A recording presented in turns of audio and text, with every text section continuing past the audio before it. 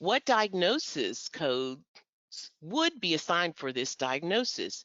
A, G83.24, B91, B, B91, G83.22, C, G81.90, A80.9, and D, B91, G83.20. A patient visits his physician's office and indicates that he has left arm paralysis due to a case of poliomyelitis that he suffered as a child. Okay, coders, what say you? Your time begins now.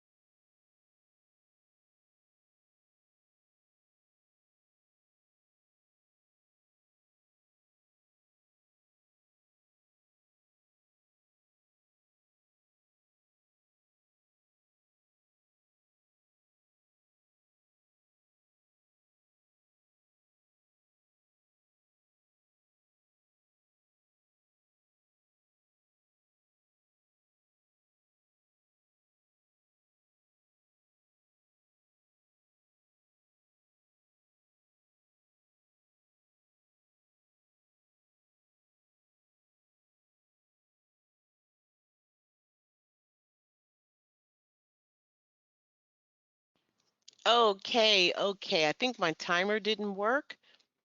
I got a little ahead of myself and I didn't notice it, so I apologize.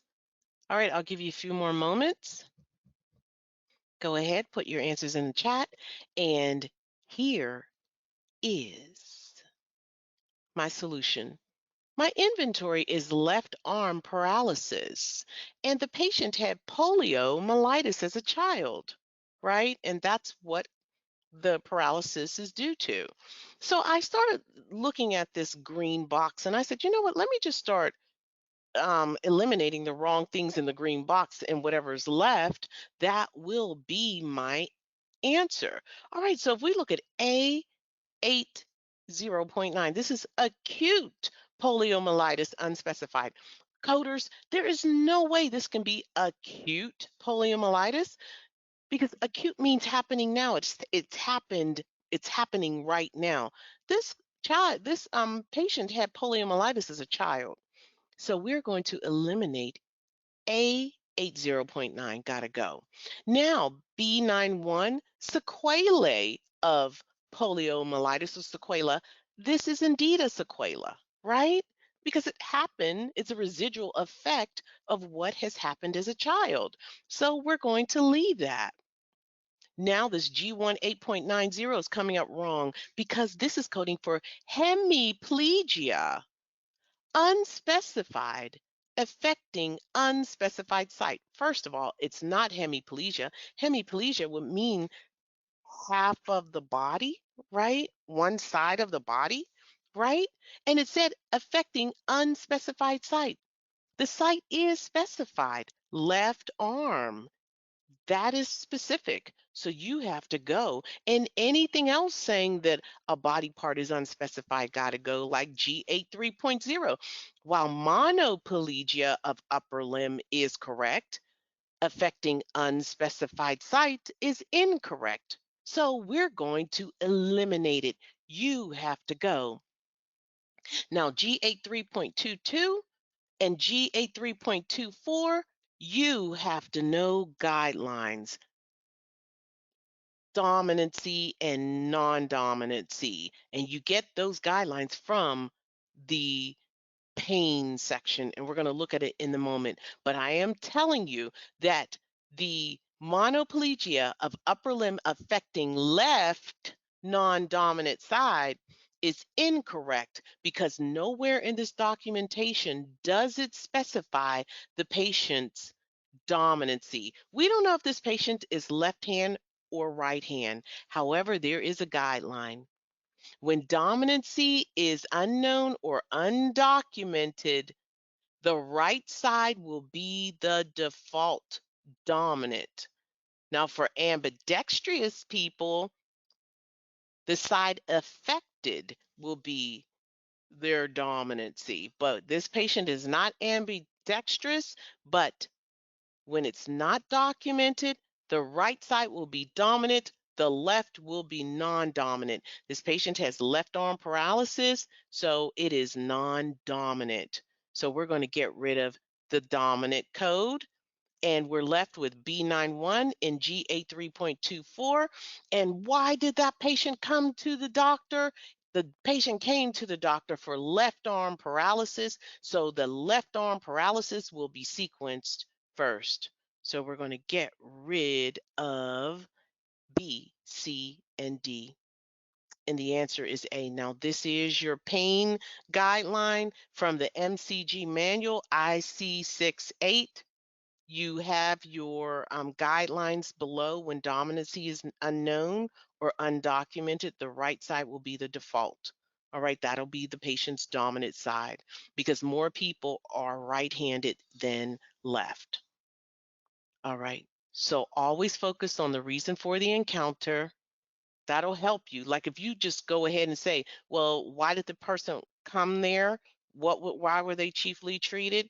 You'll see that it was that paralysis, and you could have eliminated B and D on site. All right, coders. So the answer is A. And if you got that correct, let's go back. Okay, we're going to, I'm glad that happened because I didn't know that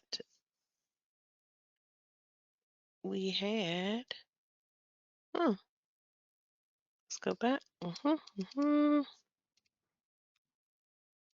didn't know that was not done. All right, so go ahead and type in the chat. How are you? Did that make sense? All of you got that correct. Outstanding. You didn't need me. Outstanding. All right, here we go. Oh, how is that coming up like that? All right, so you got a tip right there. All right, so what is the correct diagnosis code assignment for the physician services?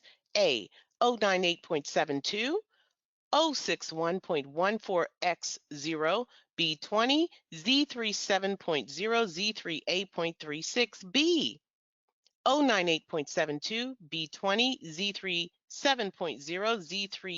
Z3A.36, C. 098.72, Z21, Z37.0, Z3A.36, and D. 098.72, 06014X0, Z21, Z3A.36. A 26-year-old female delivers a 36-week full-term infant per the physician's documentation. The young mother has been previously diagnosed with AIDS. All right, what is the correct diagnosis and code assignment? Your time begins now.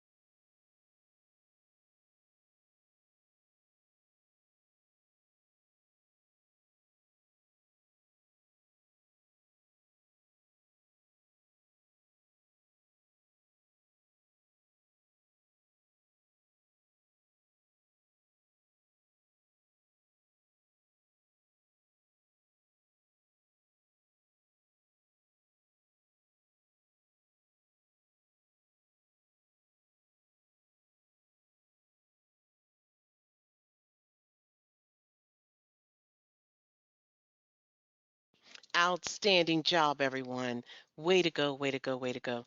All right. So, I mean, I think you all were fantastic for being forensic. Definitely. All right. Inventory. We have a delivery, 36 weeks, full term infant, and the patient has AIDS. All right. So there is a way that you sequence, and I'm going to go to the guideline IC-15F. I'm going to chapter 15, pregnancy, and you can also find this guideline in infectious diseases as well. And pretty much says if a patient is pregnant with HIV/AIDS, you're going to sequence first 098.7 from that subcategory. Your second code is going to be B20 or Z21, and your third will be any HIV related conditions, et cetera, et cetera. But your tip, AIDS is always B20. It is not, and there's no Z21 involved. All right. All right. So let's look at our documentation. We have 098.72 human immunodeficiency virus, HIV, disease complicating childbirth. That is correct. All answers share it. But look at A. A is coding for 060.14X0. This code is not supposed to be sequenced second, number one, but if you look at it, it says preterm labor, third trimester. Okay, so we don't know if there's preterm labor or not. Documentation doesn't specify, so we really can't code it, but it says with preterm delivery, third trimester. We have full term. Ours says full term, so this code is wrong. So A gotta go. And C is wrong because it's coding for Z21. That's asymptomatic HIV. We know that's wrong. D is doing the same thing, coding for that preterm labor code. And B is our answer. You all were spot on with that one. Spot on. Somebody said, I'm so grateful for those questions in the green box. I would say my exam probably had about 20 or 30. It was a lot with the green box. So it was great. Outstanding job, everyone. Let's go to question 10. In which of the following situations would acute respiratory failure be considered as the secondary diagnosis? A. A patient with emphysema develops acute respiratory failure and is admitted for treatment. B. A patient with congestive heart failure is brought to the ED in acute respiratory failure and is intubated and admitted. C. A patient overdoses on crack cocaine and is admitted to the hospital in acute respiratory failure. C. A patient with chronic myasthenia gravis suffers an acute exacerbation and develops acute respiratory failure. The patient is admitted to treat the respiratory failure. Okay, coders, go ahead and put your answers in the chat. You shouldn't need a wow. Either you know it or you don't, or this is going to be an aha moment, right? Okay, put your answers in the chat, and this is going to be an aha moment. All right, so there is a guideline for coding acute respiratory failure as a secondary diagnosis, C10B2. That's the aha moment right there. All right, so it says acute respiratory failure may be listed as a secondary diagnosis if it occurs after admission or if it is present on admission but does not meet the definition of a principal diagnosis. In other words, If there is another diagnosis that could substantiate being first listed, then or principal, then respiratory failure will be second. So if there's another specific guideline that will trump the acute respiratory failure, the acute respiratory failure can be second. Now, in this case, we do have a guideline. Look at C. Patient overdoses on crack cocaine and is admitted. Do you know what?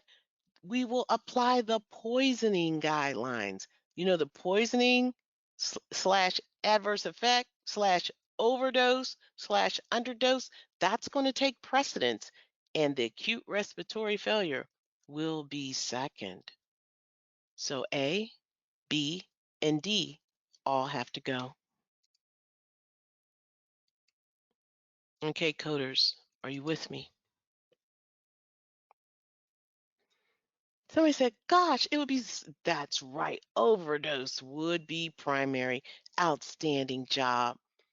All right, so be familiar with those diagnoses that have specific coding guidelines attached to them. And in this case, poisoning's adverse effects, overdosing and underdosing. All right, now let's go to number 11. One second.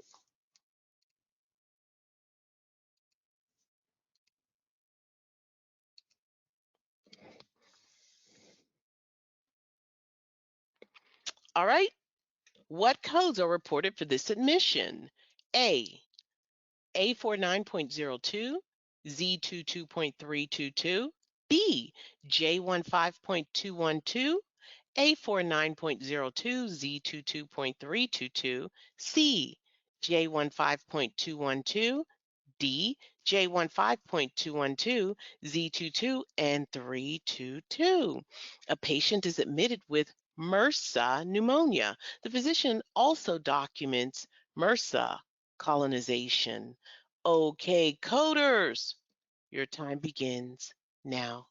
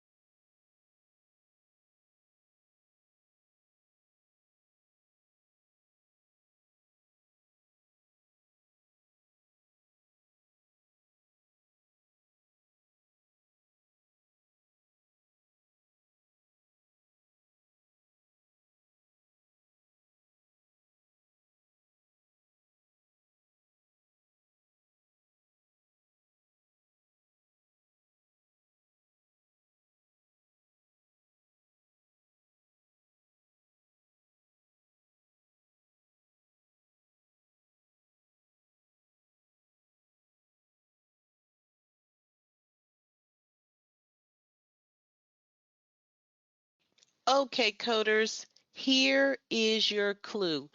go to your MCG or go to your guidelines if your ICD-10-CM is tapped and check out the guideline. And I further clarified it, so if it wasn't clear, it'll be clear today, the guideline. All right, here we go. Inventory. This patient has MRSA pneumonia, and the patient also has MRSA colonization. What do you do? All right, I got to pull up my guideline. IC1E1D, MRSA colonization and infection. And this is what the patient has, MRSA infection and colonization. And what you do in this case, you're going to sequence first that B9 5.62, which is your MRSA, the non-specific MRSA, or the specific MRSA code. And if you look here, this J1 5.212, this is your specific MRSA code, pneumonia due to MRSA. And then second, you're going to sequence that colonization code. So D is doing that. It's sequencing the specific MRSA code followed by the colonization. A is incorrect because methicillin-resistant Staphylococcus aureus infection, unspecified site, is not as specific as this pneumonia code. So we're going to get rid of any one coding for the A. So A4902 at A is gone, at B is gone. C is incorrect because it's not coding for the colonization, and D is the answer.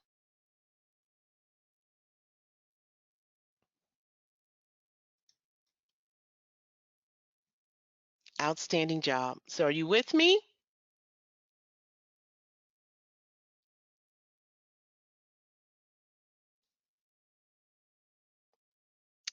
All righty. Okay, we got another scenario.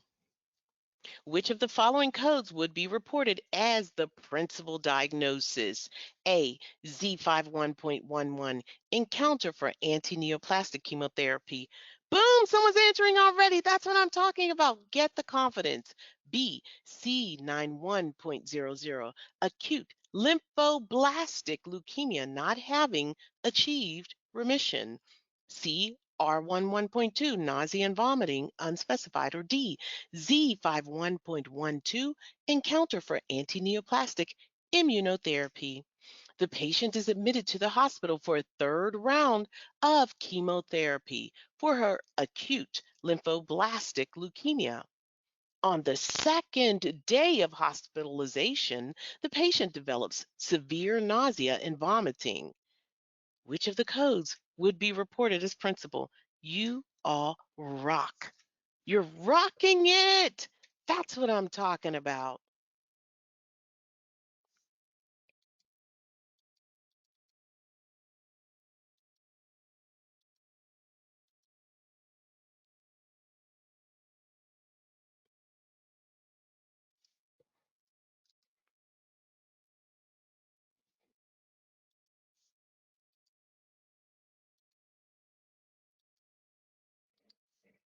Okay.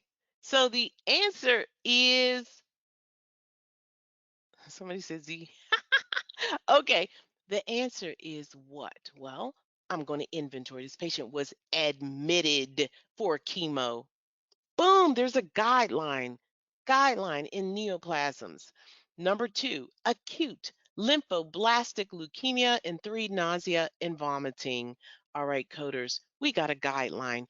Admissions or encounters involving chemotherapy, immunotherapy, and radiation therapy, IC2E, you assign the appropriate encounter code first. That is always sequenced first when the encounter is for that chemo. And in this case, it is. So A, Z25.11, encounter for antineoplastic chemotherapy is correct. B, C9100 is incorrect. C is incorrect, and so too is D. D is incorrect because they're coding for immunotherapy. That was not our therapy. We have chemo. And the answer is A. How are you doing? Go ahead, type in the chat. Let me know how you're coming along. Thanks for tuning in, and until next time, happy coding!